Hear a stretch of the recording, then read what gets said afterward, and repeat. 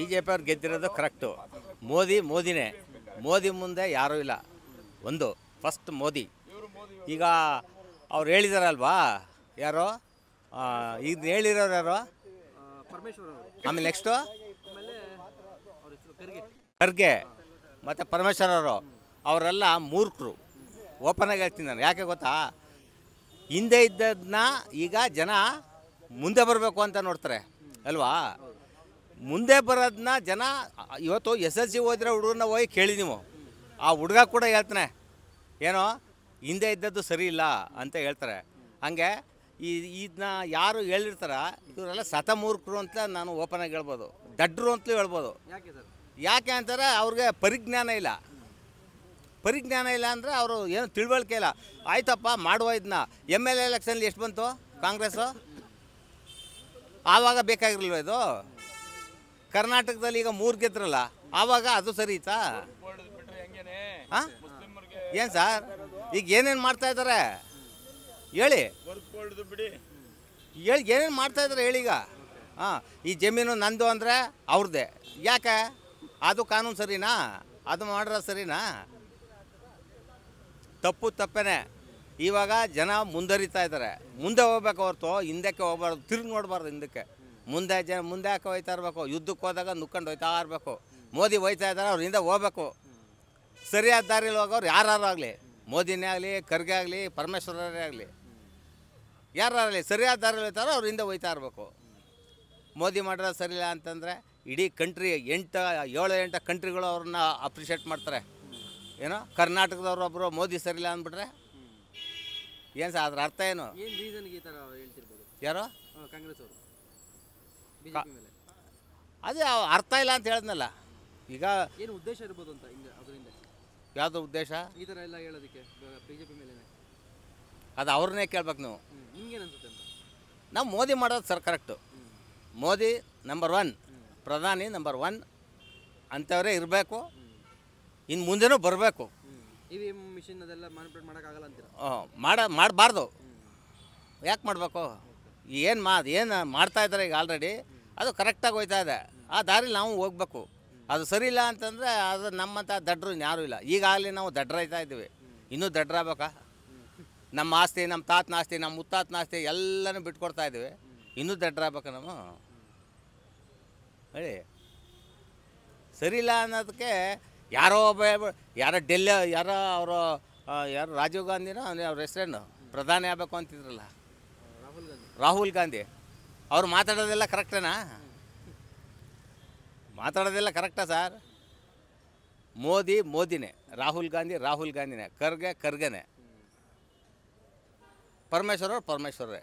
ನಿಮ್ಮ ಕ್ವಶನ್ನು ಈಗ ವಾಸ್ತವಿಕವಾಗಿ ಕರೆಕ್ಟಾಗಿದೆ.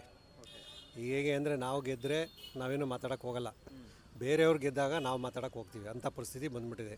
ಅದೇ ಕಾಂಗ್ರೆಸ್ 3 ಸೀಟನ್ನು ಕರ್ನಾಟಕದಾಗ ಬಂದಾಗ ಯಾಕೆ ಆ ಕ್ವಶನ್ ಮಾಡಲಿಲ್ಲ? ಇಲ್ಲೂ ಆಗ್ಬೋದಿತ್ತಲ್ಲ, ಅಲ್ಲೂ ಮಾಡ್ಬೋದಿತ್ತಲ್ಲ ಅವರು. ಇದೆಲ್ಲ ವಾಸ್ತವಿಕವಾಗಿ ದೂರ ಇರ್ತಕ್ಕಂಥದ್ದು. ಇದೆಲ್ಲ ಸುಳ್ಳು. EVMನ ಎಷ್ಟು ಈಸಿಯಾಗಿ ಯಾಕೆ ಮಾಡೋದು ಭಾಳ ಕಷ್ಟ ಇದೆ. ಸೊ ಅವರು ಗೆದ್ದಿರೋದ್ರಲ್ಲಿ ಯಾವುದೇ ಅನುಮಾನ ಇಲ್ಲ. ಯಾಕೆ ಸರ್ ಈ ಒಂದು ಆರೋಪ ಏನಕ್ಕೆ ಮಾಡಿದ್ರು? ಏನಕ್ಕೆ ಅಂದರೆ ಸೋತಾಗ ಆರೋಪ ಮಾಡಿದ್ದಾರೆ ಅಷ್ಟೇ. ಅವ್ರು ಸೋತು ಪಾಪ ಇಷ್ಟೆಲ್ಲ ಕಷ್ಟಪಟ್ಟರು ಗೆಲ್ಲಿಲ್ವಲ್ಲ ಅನ್ನೋ ಒಂದು ಭ್ರಮೆ ಇದರಲ್ಲಿ ಅವರು ಹೇಳಿದ್ದಾರೆ. ಅಷ್ಟು ಈಸಿ ಅಂತ ಅನ್ಸುತ್ತೆ ನಿಮಗೆ ಮ್ಯಾನಿಪುಲೇಟ್ ಮಾಡೋದು? ಇಲ್ಲ, ಅಷ್ಟು ಈಸಿ ಅಲ್ಲ ಬಿಡಿ, ಮಾಡೋದು ಅಷ್ಟು ಈಸಿ ಅಲ್ಲ. ಮುಂದೆ ಅವ್ರಿಗೂ ಈ ಥರ ಮಾಡಿದ್ರೆ ತೊಂದರೆ ಆಗ್ತದೆ, ಅವ್ರಿಗೂ ತೊಂದರೆ ಆಗ್ತದೆ. ಸೊ ಇವರು ಅವ್ರು ಗೆದ್ದಿರೋದಕ್ಕೋಸ್ಕರ ಇವ್ರು ಏನೋ ಒಂದು ರೀಸನ್ ಹೇಳ್ಬೇಕಲ್ಲ, ಆ ರೀಸನ್ಗೆ EVM ಮೇಲೆ ಆಗ್ತಾಯಿದ್ದಾರೆ. ಅಷ್ಟೇ ರೀಸನ್ ಅಂತೀರಾ? ಖಂಡಿತ ಅಷ್ಟೇ ಸರ್. ನಿಮ್ಗೆ ಏನಾಗ್ತದೆ ನಿಮ್ಮ ಪ್ರಕಾರ ಅಂತ ಹೇಳೋದ್ರೆ? ಖಂಡಿತ ಸರ್, ಅದರಲ್ಲಿ ಯಾವುದೇ ಮ್ಯಾನಿಪುಲೇಟ್ ಮಾಡೋಕ್ಕೆ ಅವಕಾಶಗಳೇ ಇಲ್ಲ.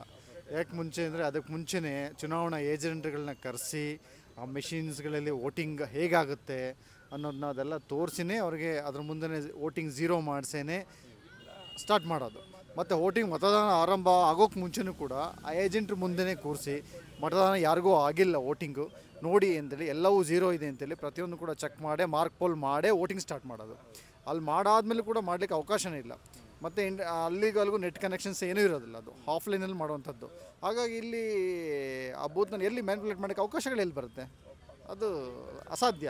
ಸುಮ್ಮನೆ ಅದು ಈಗಲೇ ಹೇಳ್ಬೋದಾಗಿತ್ತಲ್ಲ, ನಾವು ಈ ಥರ ಮ್ಯಾನ್ಪ್ಲೇಟಿಂದಾಗೆ ಇವ್ರು ಗೆದ್ದಿರೋದು, ನಾವು ಮ್ಯಾನ್ಪ್ಲೇಟಿಂದ ಸೋತಿರೋದು ಅಂದರೆ. ಈ ಕರ್ನಾಟಕದಲ್ಲಿ ಉಪಚುನಾವಣೆಯಲ್ಲಿ 3 ಗೆದ್ದರು ಕಾಂಗ್ರೆಸ್ನವರು, ಯಾಕೆ ಇಲ್ಲಿ ಆರೋಪಗಳು ಬಂದಿಲ್ಲ ಅಲ್ವಾ? ಹಾಗಾಗಿ ಅದು ಸತ್ಯ ಅಲ್ಲ, ಹಾಗೆ ಸುಳ್ಳು. ಸುಪ್ರೀಂ ಕೋರ್ಟೇ ಅದನ್ನು ಹೇಳಿದೆ. ಸುಪ್ರೀಂ ಕೋರ್ಟ್ ಹೇಳಿದೆ, ಏನು EVM ಮಿಷಿನ್ ಆರೋಪ ಮಾಡೋದ್ರಲ್ಲಿ ಯಾವುದೇ ಇದಿಲ್ಲ. ಸುಪ್ರೀಂ ಕೋರ್ಟ್ ಜಡ್ಜೆ ಕೂಡ ಇತ್ತೀಚೆಗೆ ಹೇಳಿದ್ದಾರೆ ಏನಂತೇಳಿ, ನೀವು ಸೋತಾಗ ಅದು ಆರೋಪ ಮಾಡೋದು ಸಹಜ, ಗೆದ್ದಾಗ ಆರೋಪ ಇಲ್ಲ ಸಹಜ ಅಂತ. ಹಾಗಾಗಿ ಕಾಂಗ್ರೆಸ್ ಆರೋಪದಲ್ಲಿ ಯಾವುದೇ ಸತ್ಯ ಇಲ್ಲ, ಅದಂತೂ ಕ್ಲಿಯರ್. ಅಷ್ಟು ಈಸಿಯಾಗಿ ಹೇಳಕ್ಕೆ ಏನು ಕಾರಣ ಇರ್ಬೋದು? ಅಂದರೆ ಮಿಷನ್ನೇ ಹ್ಯಾಕ್ ಮಾಡಿದ್ದಾರೆ ಅಂತ ಅಷ್ಟು ಸಿಲ್ಲಿಯಾಗಿ ರೀಸನ್ ಕೊಡೋಕ್ಕೆ? ಸಿಲ್ಲಿಯಾಗಿ ರೀಸನ್ ಕೊಡೋಕ್ಕೆ ಸೋಲಿನ ಹತಾಶೆಯಲ್ಲಿ ಕೊಡೋದು ಬಿಟ್ಟರೆ ಬೇರೆ ಏನಿಲ್ಲ. ಅದು ಟೆಕ್ನಿಕಲ್ ರೀಸನ್ ಇಲ್ಲ ಅವ್ರಿಗೆ. ಅವರು ತಾಂತ್ರಿಕವಾಗಿ ಏನು ರೀಸನ್ ಹೇಳಬೇಕಲ್ಲ, ಸಾಕ್ಷಿಗಳು ಹೇಳಬೇಕಲ್ಲ. ತಾಂತ್ರಿಕವಾಗಿ ಈ ರೀತಿ ಮ್ಯಾನಿಪುಲೇಟ್ ಮಾಡಲಿಕ್ಕೆ ಸಾಧ್ಯತೆ ಇದೆ, ಈ ರೀತಿ ಇದೆ ಅಂತೇಳಿ ಒಂದು ಉದಾಹರಣೆ ಸಹಿತ ಅವ್ರು ಹೇಳಬೇಕಲ್ವಾ? ಆ ಥರ ಆಗಿರೋ ಉದಾಹರಣೆಗಳನ್ನ ಕೊಡಬೇಕಲ್ವಾ? ಇವರು ಮಾರ್ಕ್ಪೋಲ್ ಆದಮೇಲೆ ಕೂಡ ನಿಮಗೆ ಓಟ್ನಲ್ಲಿ ಸ್ಲಿಪ್ ಬಿಡುತ್ತಲ್ವ, ಆ ಸ್ಲಿಪ್ಗೂ ನೀವು ಆಗಿರೋ ಓಟ್ಗೂ ಕೂಡ ತಾಳೆ ಆಗದೆ ಇದ್ದಾಗ ಅದು ಈ ರೀತಿ ಆಗಿದೆ ಅಂತ ಯಾವುದೋ ಒಂದು ಉದಾಹರಣೆಗಳ ಮೂಲಕ ಹೇಳಬೇಕಲ್ವಾ? ಅದು ಯಾವುದೂ ಆಧಾರಗಳಿಲ್ಲ, ನಿರಾಧಾರವಾಗಿ ಆರೋಪ ಮಾಡೋದು, ಹತಾಶೆಯಿಂದ ಆರೋಪ ಮಾಡೋದು, ಬೇರೆ ಬಿಟ್ಟರೆ ಎಂಥದ್ದು ಇಲ್ಲ ಅಲ್ಲಿ. ಯಾಕೆಂದರೆ ಇಂಟ್ರೊಡ್ಯೂಸ್ ಮಾಡಿರೋದನ್ನ BJP ಅವರು ಇದನ್ನು ಇಂಟ್ರೊಡ್ಯೂಸ್ ಮಾಡಿದ್ದಾರೆ ಅಂಥೇಳಿ ಯಥಾಸ್ಥಿತಿ ಅದೇ ಹಳೇ ಮತದಾನ ಪದ್ಧತಿಗೆ ಹೋಗಬೇಕು ಅನ್ನೋದು ಮೂರ್ಖತನ. ಅದು ನಾವು ಬ್ಯಾಲೆಟ್ ಪೇಪರು ಈಗ ಮರಗಳನ್ನ ಕಡೀರಿ, ಮತ್ತಷ್ಟು ಮರಗಳನ್ನ ಕಡೀರಿ, ಪೇಪರ್ ಪ್ರಿಂಟ್ ಮಾಡಿ ಅಂತ ಎಣಿಸ್ಕೊಂಡು ಕೂತ್ಕೊಂಡಿರಿ ಅಂತ, ಅದು ಹಳೆ ಪದ್ಧತಿಲೇ ಇರಿ ಅಂತ. ನಾವು ಇನ್ನೂ ಇದೇ ರೀತಿ ಅಪ್ಡೇಟ್ ಆಗಿರೋದು ಕ್ವಶನ್ ರೈಸ್ ಮಾಡೋದಾದರೆ ಇವ್ರು ಮಾಡೋ ಅಪ್ಡೇಟ್ಗಳೆಲ್ಲ ಸರಿನೇ. ಅವರು ಆಧಾರ್ ಇಂಟ್ರೊಡ್ಯೂಸ್ ಮಾಡಿದ್ದು ಇವರೇನೇ ಅಲ್ವಾ?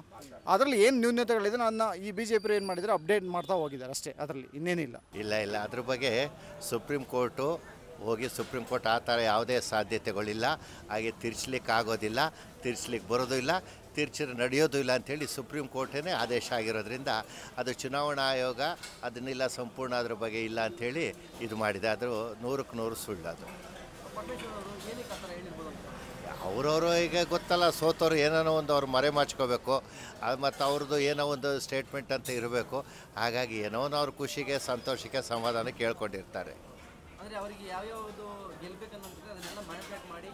ಹೌದೌದು. ಈಗ ನಿಮಗೆ ಗೊತ್ತಿದ್ದಾಗೆ ಈಗ ಬಿಹಾರದಲ್ಲಿದೆ ಬೈ ಎಲೆಕ್ಷನ್ನು, ಡೆಲ್ಲಿನಲ್ಲಿದೆ ಬೈ ಎಲೆಕ್ಷನ್ನು, ನಾಳೆ ಅಲ್ಲೂ ಅದು ಕೂಡ ಅದೇ ಮಾತನ್ನ ಹೇಳ್ಬೋದಲ್ಲ.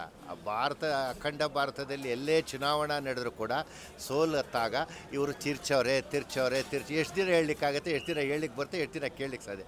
ಸತ್ಯ ಅನ್ನೋದು ಚುನಾವಣಾ ಆಯೋಗ ಇದೆ, ಅದಕ್ಕೆ ಸುಪ್ರೀಂ ಕೋರ್ಟ್ ಇಲ್ಲ ಆ ರೀತಿ ಮಾಡಲಿಕ್ಕೆ ತಿರ್ಸ್ಲಿಕ್ಕೆ ಬರೋದೇ ಇಲ್ಲ, ಸಾಧ್ಯವೇ ಇಲ್ಲ ಅಂತ ಹೇಳಿರೋದ್ರಿಂದ ಅದು 100ಕ್ಕೆ 100 ಸುಳ್ಳು. ಹೌದು, ಸತ್ಯ. ಯೋಗೇಶ್ವರ್ ಹೌದು. ಇಲ್ಲ ನೀವು ಯಾರನ್ನೇ ಕೇಳಿ, ವೈಯಕ್ತಿಕವಾಗಿ ಯೋಗೇಶ್ವರದು 40-50 ಸಾವಿರ ಓಟ್ ಇದೆ, ಅದೆಲ್ರಿಗೂ ಗೊತ್ತಿದ್ದದ್ದೇ. ಬೇಸಿಕಲಿ ರೂಟ್ ಗ್ರಾಸ್ ಆತ ಅಲ್ಲಿ ಲೋಕಲ್ ಕ್ಯಾಂಡಿಡೇಟು. ಆಮೇಲೆ ಇಲ್ಲಿ ಪಕ್ಷ ಆಡಳಿತದಲ್ಲಿದ್ದರಿಂದ ಅವ್ರಿಗೆ ಸಪೋರ್ಟ್ ಮಾಡ್ತು, ಅದರಿಂದ ಅವ್ರಿಗೆ ತುಂಬ ಚೆನ್ನಾಗಿ ಬೆಂಬಲ ವ್ಯಕ್ತ ಆಯಿತು ಅಂದ್ಬಿಟ್ರೆ ಅದೆಲ್ಲ ಸುಳ್ಳು. ಅಲ್ಲಿ ವಿರೂಪಾಕ್ಷಪುರ ಹೋಬಳಿಯ ಮೊದಲು 700 ಇತ್ತು, DK ಶಿವಕುಮಾರ್ ಸಾಹೇಬರು ಅದು ಕಾಂಟೆಸ್ಟ್ ಮಾಡ್ತಾಯಿದ್ರು. ಆವಾಗ ಅಲ್ಲಿ 80,000 ಓಟ್ ಬರ್ತಾಯಿತ್ತು. ಅವೆರಡು ಹೋಬಳಿನಲ್ಲಿ ಅವರು ಮಾರ್ಜಿನಲ್ಲಿ ಬಂದಿರೋದ್ರಿಂದ ಅದರಲ್ಲಿ ತಿರ್ಚೋದು ಮತ್ತೊಂದು ಮಗದೊಂದು ಏನು ಸಾಧ್ಯತೆಯೇ ಇಲ್ಲ ಬಿಡಿ. ಇಲ್ಲ ಅದು ತುಂಬ 100ಕ್ಕೆ 100 ಸುಳ್ಳು. ಅವ್ರು ಹೇಳ್ತಾರೆ ಏನಂದು ಯಾವ ಆಧಾರದ ಮೇಲೆ ಹೇಳಿದ್ರೋ ನಮ್ಗೆ ಅದು ಗೊತ್ತಿಲ್ಲ. ಸತ್ಯಾಂಶ ಅಂತೂ ಈಗ ನಾವೇನು ಹೇಳಿದ್ದೀವಿ, ಕೇಳಿದ್ದೀವಿ, ತಿಳಿದಿದ್ದೀವಿ, ಅದು ಸತ್ಯಾಂಶ. ಅಗತ್ಯೇನು ಗೊತ್ತಿಲ್ಲ, ಅವ್ರ ಮನಸ್ಥಿತಿ ಅಥವಾ ಏನಿದೆಯೋ ನಮ್ಗೆ ಅರ್ಥ ಆಗೋದಿಲ್ಲ. ಒಟ್ಟಲ್ಲಿ ತಿರ್ಚಿದ್ರೆ ಸಾಧ್ಯನೇ ಇಲ್ಲ ಬಿಡಿ. ಅದು ಸುಪ್ರೀಂ ಕೋರ್ಟ್ ಹೇಳಿದ್ಮೇಲೆ ಇನ್ನೇನಿದೆ, ನಾವು ಹೇಳೋದೇನಿರ್ತದೆ ಪಾಪ. ಅವರು ಈ ಥರ ಆಗತ್ತೆ ಅಂದ್ಕೊಂಡಿರಲಿಲ್ಲ. ಆಮೇಲೆ ಅವರು ನೆಕ್ ಟು ನೆಕ್ ಫೈಟ್ ಇರುತ್ತೆ, ಏನೋ ರೆಸಾರ್ಟ್ಗೆ ಹೋಗ್ಬೇಕು ಆ ಥರ ಈ ಥರ ಏನೋ ಪ್ಲ್ಯಾನ್ ಇತ್ತು, ಅದೆಲ್ಲ ಹೋಯಿತು. 1:5 ಇದೆ, ಇವರೇ ಬಂದಾಗಿದ್ದಾಯ್ತಲ್ಲ. ಹಾಗಾಗಿ ಈಗ ಬಿಹಾರ ಇದೆ, ಡೆಲ್ಲಿ ಇದೆ, ಅಲ್ಲೂ ಇವ್ರು ಹೇಳ್ಬೋದೇನೋ, ಯಾರು ಗೆದ್ರು ಯಾರು ಸೋತರು ಅದು ಸ್ವಾಭಾವಿಕವಾಗಿ ಹೇಳ್ತಾರೆ. ಅದೆಲ್ಲ ಸುಳ್ಳು.